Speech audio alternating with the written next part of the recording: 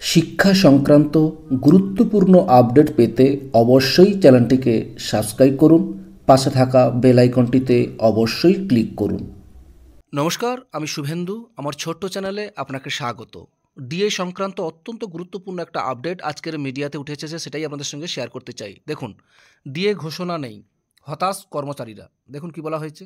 গত বছর বড়দিনের উদ্বোধনী মঞ্চ থেকে 4% মহার্ঘ ভাতা ডিএ ঘোষণা করেছিলেন মুখ্যমন্ত্রী মমতা বন্দ্যোপাধ্যায়।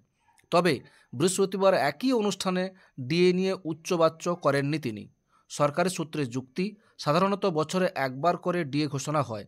গত বড়দিনে অনুষ্ঠানের ঘোষণা অনুযায়ী গত 1 জানুয়ারি থেকে 4% ডিএ দিচ্ছে রাজ্য। পরে বাজেট অধিবেশনে ফের 4% ডিএ ঘোষণা করেছিলেন সরকার।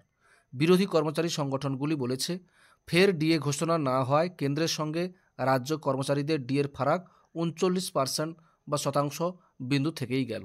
এই ছিল একটা আপডেট আপনাদের সঙ্গে শেয়ার করলাম। ভিডিওটি দেখার জন্য অসংখ্য ধন্যবাদ।